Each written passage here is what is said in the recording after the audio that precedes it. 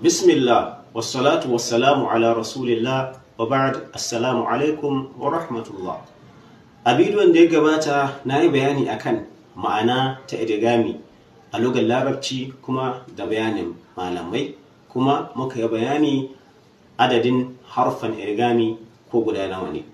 Insha Allah ta'ala a cikin wannan bidiyo na yau za mu yi magana akan rabe-rabe na idgami, ma'ana zuwa gida nawa idgami ya rabu, kamar yadda zamu gani a allo. Aqsamul idgham, ma'ana rabe-rabe ko kuma kace kashe-kashen idgami. Al-idghamu qismani, idgami yana da kashi biyu, ma'ana idgami ya rabu zuwa gida biyu. Qismun bi gunnatin, akwai kashi wanda aka yi magunna, wa yusamma naqisan, kuma ana ce mai idghami naqis, ko dai ka ce mai idghami bi gunnatin ko kuma ka ce idgham naqis. Don me an ka ce mai naqis? Saboda mi bai cika ba, yana buƙatar yin a yi mai gunna kafin ya cika. Wannan shi dalilin da yasa aka ce mai naqis. Wa hurufuhu arba'atun, harufansa shi idgami wanda ake magunna guda hudu ne. Majmu'atun fi qawlika yanmu, abin tarawa a cikin zancenka da kace yanmu. Idan kace yanmu ka haɗi haruffa na me idgham da gunnatin ko kuma idgham naqis, sune ya'un, nunun, mimun, wawun. Wannan shine kashi na farko kenan.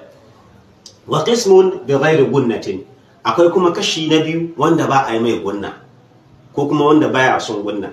Wa yusamma kamilan, ana ce mai idgham kamil, ko dai ka ce mai idgham bi ghairi gunna ko kuma ka ce idgham kamil. Ma'ana an ce mai kammalalle saboda mi baya buƙatar gunna, za a yi faɗe shi yadda yake ba tare da ai mai gunna ba, tunda shi kammalalle ne. Wa hurufuhu ithnani, shi idgham bi ghairi gunna ko kuma idgham kamil yana da haruffa guda biyu, wahuma sune allamu warra'u, lamun da ra'un. Abinda nake so a fahimta anan shine idgami ya kasu zuwa kashi biyu. Na farko shine mi idgham bi gunna ko kuma idgham naqis, kuma yana da haruffa guda hudu, sune mi yanmu, ya'un, nunun, mimun, wawun. Sai kashi na biyu muna da al-idgham bi ghairi gunna ko kuma kace idgham kamil, ma'ana idgami wanda ba a yi gunna, ko kuma kace idgami kamil, ma'ana cikakke saboda me ba a yi gunna.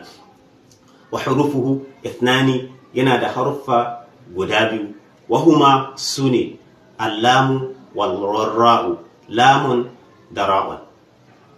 Insha Allah ta'ala anan zamu dakata. Kafin can kamar yadda nace tun farkon bidiyo wannan a farko cewa kofar gyara buɗe take, idan an ga gyara ko nasiha insha Allah kofa a buɗe take. Wassalamu alaikum wa rahmatullah.